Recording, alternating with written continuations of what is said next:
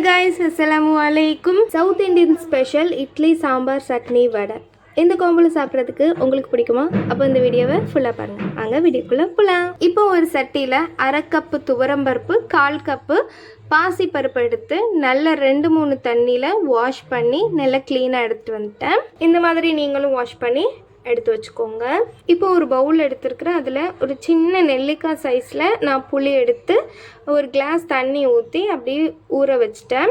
இப்போ நெக்ஸ்ட்டு ஒரு பல்லாரி வெங்காயம் எடுத்துருக்கிறேன், மீடியம் சைஸ் தான். இப்போ இதோட ஸ்கின்னை எடுத்துட்டு நல்லா வாஷ் பண்ணிவிட்டு நான் ஸ்லைஸ் பண்ணி எடுத்துக்க போகிறேன். இந்த மாதிரி ஒரே ஒரு பல்லாரி வெங்காயத்தை ஸ்லைஸ் பண்ணி வச்சுக்கோங்க. கட் பண்ண ஆனியன்ஸ் எல்லாம் இந்த மாதிரி உதிர்த்து எடுத்துக்கிட்டேன். இப்போ சைடில் இதை ஓரமாக எடுத்து வச்சுட்டு இப்போ 2 தக்காளி பழம் எடுத்துருக்கேன். நல்ல பழுத்த பழமாக எடுத்துக்கோங்க. ஆனியனை ஸ்லைஸ் பண்ண மாதிரியே இதையும் நான் ஸ்லைஸ் பண்ணி தனியாக எடுத்து வச்சுக்க போகிறேன். இப்போ இது கூடவே 3 பச்சை மிளகாவை வாஷ் பண்ணி எடுத்து வச்சுக்கிறேன். இப்போ குக்கரில் தான் சாம்பாரை நம்ம வேக வைக்க போகிறோம். நம்ம வாஷ் பண்ண பருப்பை குக்கரில் ஆட் பண்ணிக்கலாம்.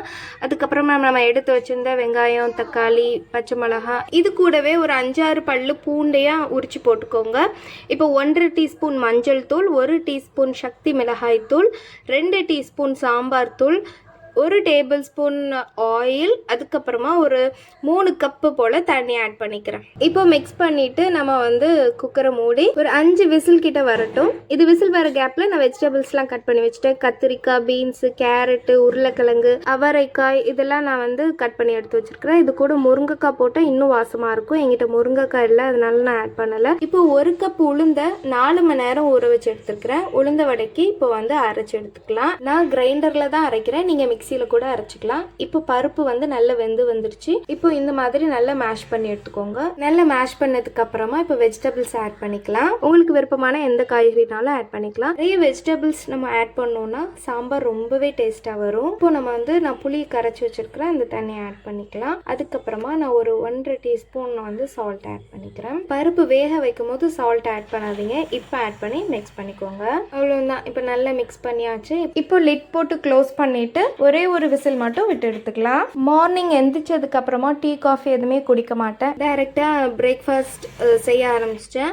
இடையில ரொம்பவே பசிக்கும், ஏதாவது ஸ்நாக்ஸ் இருந்தால் எடுத்து சாப்பிடுவேன். இன்னைக்கு டேட்ஸ் தான் இருந்தது. ஸோ அதுலேருந்து 2 டேட்ஸ் எடுத்து சாப்பிட்டுட்டு தண்ணி குடித்தோம்னா கொஞ்சம் எனர்ஜியாக வேலை பார்க்குறதுக்கு யூஸ்ஃபுல்லாக இருக்கும். இந்த மாதிரி நீங்களும் உங்களை வேலை பார்க்கும் போது உங்கள் உடம்பையும் கவனிச்சுக்கோங்க. இப்போ காய்கறிலாம் ஒரே ஒரு விசில் வந்தாச்சு, ஆஃப் பண்ணிட்டேன். நெக்ஸ்ட் இட்லி அவிச்சு எடுத்துக்கலாம். இதே இட்லி மாவுக்கு அரைச்சி ரெடி பண்ணி புளிக்க வச்சாச்சு. இப்போ டைரெக்டாக நம்ம அதில் உப்பு ஆல்ரெடி அரைக்கும் போதே நான் போட்டுட்டேன். இப்போ நம்ம அப்படியே எடுத்து ஊற்றுறதா வேலை. இப்போ ஒன்று எடுத்து ஊற்றிக்கலாம். இட்லி மாவு அரைக்கிறது ஆல்ரெடி எல்லாருக்கும் தெரியும் தானே. ஒருவேளை என்னோட மெத்தடு நீங்கள் கேட்கணும்னு நினச்சிங்கன்னா கமெண்ட் பாக்ஸில் கமெண்ட் பண்ணுங்கள் ரெசிபினா. இன்ஷால்லா நான் இட்லி மாவு ரெசிபியை நெக்ஸ்ட் வீடியோஸில் ஆட் பண்ண ட்ரை பண்ணுறேன். என்னோட இட்லி பிளேட்டில் எப்போவுமே சரி, நான் இட்லி பிளேட்டில் இந்த மாதிரி காட்டன் கிளாத்தில் தான் இட்லி மாவு ஊற்றி அவிப்பேன். இப்போ நான் 2 பிளேட்லையுமே இட்லி மாவு ஊற்றியாச்சு. எனக்கு ஒரு பிளேட்டில் 5 இட்லி கிடைக்கும். 2 பிளேட்டையும் அட் அ டைம் நம்ம வேக வச்சு எடுத்தோன்னா எனக்கு 10 இட்லி ரெடி ஆகிடும். இப்போ லிட் போட்டு க்ளோஸ் பண்ணிவிட்டு 10 நிமிஷம் வேக வச்சு எடுத்துக்கிடுவோம். சூப்பராக ரெடி ஆகி வந்துடும். இப்போ உளுந்த வடைக்கு கிரைண்டரில் அரைக்க போட்டிருந்தால இப்போ ஸ்மூத்தாக அரைப்பட்டு வந்துருச்சு. இப்போ உளுந்த வடை மாவு எப்படி கரெக்டாக அரைப்பட்டு வந்திருக்குன்னு நம்ம செக் பண்ணிக்கலாம். ஒரு பவுலில் தண்ணி ஆட் பண்ணிவிட்டு அது மேலே இந்த மாவு கொஞ்சமாக விட்டு பாருங்கள், நல்லா மிதக்கும். இதுதான் கரெக்டான பதம். நம்ம உளுந்தை அரைக்கும் போது லைட்டாக தண்ணி தெளித்து இந்த மாதிரி கட்டியாக அரைச்சி எடுத்துக்கோங்க. தண்ணியை அரைச்சிங்கன்னா வடை பொரிக்கும் போது எண்ணெய் குடிக்கும். இந்த மாதிரி ஸ்மூத்தாக அரைச்சி எடுத்துக்கோங்க. இப்போ 2 பல்லாரி வெங்காயம், கருவேப்பிலை, மல்லி இலை, பச்சை மிளகாய் இது எல்லாத்தையுமே ஃபைனாக சாப் பண்ணி வச்சுட்டேன். இப்போ உளுந்து வடை மாவில் ஃபைனாக சாப் பண்ண மல்லி இலை, கருவேப்பிலை, அதுக்கப்புறமா மிளகா நான் ஒன்று தான் சாப் பண்ணி போட்டுக்கிறேன். உங்கள் காரத்துக்கு தகுந்த மாதிரி நீங்கள் எடுத்துக்கோங்க. அதுக்கப்புறம் ஃபைனாக சாப் பண்ண ஆனியன்ஸ் ஆட் பண்ணிக்கலாம். இதுக்கப்புறம் இதில் ஒரு 2 டீஸ்பூன் சால்ட் ஆட் பண்ணிக்கிறேன். ஒரு 1/4 டீஸ்பூன் குக்கிங் சோடா ஆட் பண்ணிக்கலாம். கொஞ்சமாக ஆட் பண்ணுங்கள், நிறைய ஆட் பண்ணிடாதீங்க. சோடாப்பூ நிறைய ஆட் பண்ணாலும் வடையில் எண்ணெய் குடிக்கும். இப்போ நல்லா மிக்ஸ் பண்ணிக்கலாம். நல்லா மிக்ஸ் பண்ணி விடுங்க. அந்த ஆனியன் அப்புறம் மாவு எல்லாமே ஒன்றா கோட் ஆகிற அளவுக்கு மிக்ஸ் பண்ணுங்கள். நல்லா வந்து அடித்து மிக்ஸ் பண்ணுங்கள்.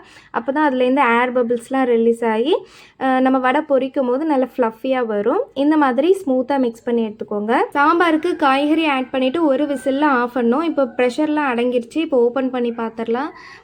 காய்கறிலாம் சூப்பராக வந்துருச்சு. இதை வந்து நான் ஒரு சட்டியில் மாற்றிக்க போகிறேன். மாற்றிட்டு நான் வந்து ஓரமாக எடுத்து வச்சுக்க போகிறேன். ஃபைனலாக இதில் வந்து தாளிப்பு மட்டும் ஆட் பண்ணணும். நான் தேங்காய் சட்னி அரைச்சிட்டு ரெண்டுக்கும் ஒன்றா தாளிப்பை வந்து ரெடி பண்ணிக்க போகிறேன். இப்போ வந்து தேங்காய் வந்து ஒரு அரை கப்பு துருவின தேங்காய் போட்டிங்கன்னா 1/4 கப்பு பொரிக்கடலை போட்டுக்கோங்க. அதுக்கப்புறம் ஒரே ஒரு பச்சை மிளகாய், கொஞ்சமாக ginger garlic paste, salt add பண்ணிவிட்டு 1 டீஸ்பூன் சால்ட் போட்டுக்கோங்க. போட்டு இந்த மாதிரி தண்ணி ஆட் பண்ணி ஸ்மூத்தாக அரைச்சி எடுத்து வச்சுக்கலாம். சட்னி ரெடி. இப்போ வந்து சட்னிக்கும் சாம்பாருக்கும் நம்ம தாளிச்சிக்கலாம். ஒரு பேனில் 2 டேபிள் ஸ்பூன் இல்லை 3 டேபிள் ஸ்பூன் வந்து ஆயில் ஆட் பண்ணிக்கோங்க. 1 டீஸ்பூன் கடுகு, 1 டீஸ்பூன் உளுத்தம்பருப்பு போட்டுக்கலாம். 2 வரமிளகாவை கிள்ளி ஆட் பண்ணிவிட்டு ஒரு கொத்து கருவேப்பிலை போட்டு நல்லா மிக்ஸ் பண்ணி விட்டுக்கலாம். நல்லா வந்து பொரிஞ்சதுக்கு அப்புறமா நம்ம அந்த தாளிப்பை சட்னியில் ஆட் பண்ணிக்கலாம். நான் ஒரு டேபிள் ஸ்பூன் எடுத்துக்கிட்டேன். மிச்சம் இருக்கிற தாளிப்பில் வந்து 1 டீஸ்பூன் சீரகம், அதுக்கப்புறம் கொஞ்சமாக காயத்தூள், பெருங்காயத்தூள், அதுக்கப்புறமா சின்ன வெங்காயம் போட்டு தாளிங்க. ரொம்பவே டேஸ்ட்டாக இருக்கும். நல்ல கோல்டன் கலரில் ஃப்ரை பண்ணி எடுத்துக்கோங்க. இப்போ இந்த தாளிப்பை நம்ம சாம்பாரில் ஆட் பண்ணிக்கலாம். சாம்பாரில் தாளிப்பை ஆட் பண்ணுற கிளிப்பை வந்து எடுக்காமல் விட்டுட்டேன்னு நினைக்கிறேன். ஸோ இப்போ வந்து தாளிப்பை ஆட் பண்ணிவிட்டு கொஞ்சமாக கொத்தமல்லி தலையும் தூவி போட்டுட்டு டக்குன்னு மூடி வச்சுருங்க. அப்போ தான் நல்லா வாசமாக இருக்கும். இப்போ உளுந்து வடையை ஃப்ரை பண்ணுறதுக்கு ஆயிலை வந்து அடுப்பில் வச்சுட்டேன். அது ஹீட் ஆகிற கேப்பில் நம்ம கொஞ்சம் இந்த வந்து கவுண்டர் டாப்லாம் க்ளீன் பண்ணி எடுத்துக்கலாம். எல்லாத்தையும் க்ளீன் பண்ணிவிட்டேன். கொஞ்சம் நிறையவே வெசல்ஸ் வந்து வாஷ் பண்ணுறதுக்கு இருக்குது. இப்போ வந்து இட்லி ரெடி ஆகிடுச்சு. இப்போ எடுத்துக்கலாம். அப்போமே நான் வந்து ஆஃப் பண்ணிட்டேன். கொஞ்சம் ஆற விட்டு எடுத்தோம்னா வந்து இந்த துணியில் வந்து ஒட்டாமல் வரும். அதுக்காக வந்து கொஞ்சம் ஆற விட்டு எடுத்துகிட்ருக்கேன். பாருங்கள் எவ்வளோ சூப்பர் சாஃப்டாக வந்து இட்லி ரெடியாகி வந்திருக்கு. மாதிரி நான் நெக்ஸ்ட் பேட்சும் ஊற்றி வச்சுட்டேன். இப்போ வந்து இட்லி எவ்வளோ சாஃப்டாக இருக்குன்னு உங்களுக்கு பிச்சு காட்டுறேன் பாருங்கள். பார்த்தீங்களா, மேகம் போல் இவ்வளோ சாஃப்டாக இருக்குது. இப்படி ஒட்டாமல் பஞ்சு மாதிரி இருக்குது பார்த்தீங்களா. இதோடைய ரெசிபியை நான் நெக்ஸ்ட் வீடியோவில் ஷேர் பண்ணுறேன் இன்ஷா அல்லாஹ். இப்போ உளுந்த வடை ரெடி பண்ணிக்கலாம். ஒரு பாத்திரத்தில் தண்ணியில் வந்து கையை நனைச்சிக்கோங்க. இப்போ இந்த மாதிரி எடுத்துகிட்டு நல்ல பால் மாதிரி ஷேப்புக்கு உருட்டிட்டு நடுவில் ஹோல் போட்டு சூடான ஆயிலில் போட்டுக்கோங்க. போடும்போது ரொம்பவே கேர்ஃபுல்லாக போடுங்க, மெதுவாக போடுங்க. மேலே எண்ணெய் தெரிச்சிடாமல் ஒன்றா போடுங்க. அது மாதிரி நிறையும் போட வேணாம். ஒரு 3 போட்டு பொரிச்சு எடுங்க. இப்போ வந்து 2 பக்கமும் திருப்பி போட்டு நல்ல கோல்டன் கலரில் ஃப்ரை ஆனதும் நம்ம வந்து இதை வெளியே எடுத்துடலாம்.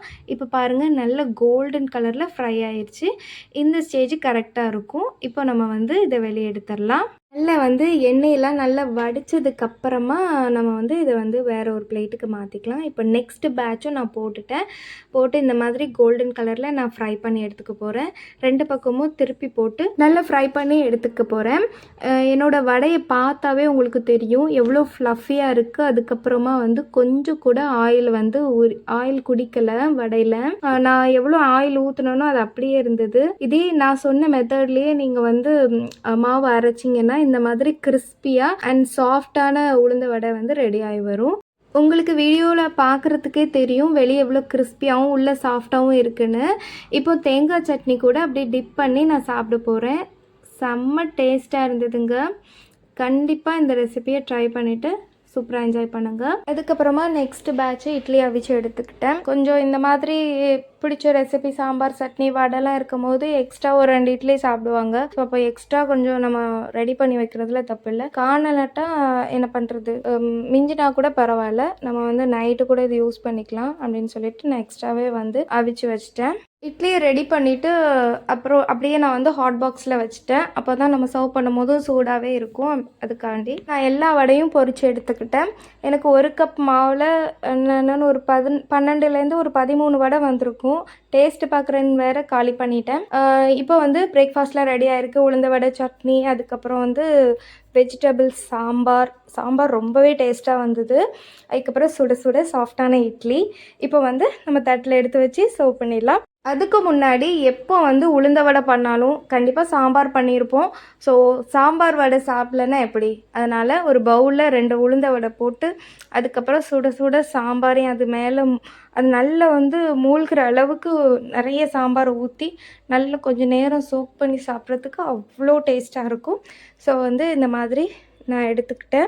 ஒரு லிட் போட்டு க்ளோஸ் பண்ணிவிட்டு இதை சைடில் வச்சுக்கலாம். 1/2 அன் ஹவர் இல்லை 1 ஹவருக்கு மேலே ஊற விட்டோன்னா அந்த உளுந்த வடையும் சாம்பாரில் ஊறி செம்மையாக இருக்கும். இப்போ வந்து நம்ம இட்லி சர்வ் பண்ணிக்கலாம். நல்ல சுட சுட சாஃப்டான இட்லி எடுத்து வச்சாச்சு. அதுக்கப்புறம் நம்ம வெஜிடபிள் சாம்பாரை வந்து இட்லி சைடில் கொஞ்சமாக ஊற்றி தொட்டுலாம் சாப்பிடாதீங்க. இட்லிக்கு மேலே தாராளமாக ஊற்றி நல்லா வந்து சாப்பிடுங்க. சூப்பராக இருக்கும். காலையில் பிரேக்ஃபாஸ்ட்டுக்கு சாம்பார் செஞ்சோன்னு வைங்களேன், அதை வந்து மதியானத்துக்கு சோறு கூடயும் வச்சுக்கலாம், அதுக்கப்புறம் நைட்டுக்கும் வச்சுக்கலான்னு சொல்லிட்டு ஒரேடியாக்கிலே காலையில் பல்காகவே வச்சுட்டேன். இப்போ வந்து பிரேக்ஃபாஸ்ட் எல்லாத்தையும் சர்வ் பண்ணியாச்சு, வடை சட்னி எல்லாம் வச்சாச்சு. இனி அடுத்த என்ன வேலை? நல்ல வெளுத்து கட்ட போகிறேன். நல்ல செம்மையாக சாப்பிட்டு என்ஜாய் பண்ண போகிறேன். நீங்களும் இதே ரெசிபியை ட்ரை பண்ணிவிட்டு வீட்டில் ஃபேமிலியோட என்ஜாய் பண்ணுங்கள். இந்த வீடியோ இன்ட்ரெஸ்டிங்காக இருந்திருக்கும்னு நினைக்கிறேன். If you like the video please like, share, comment and subscribe. Thanks for வாட்சிங்.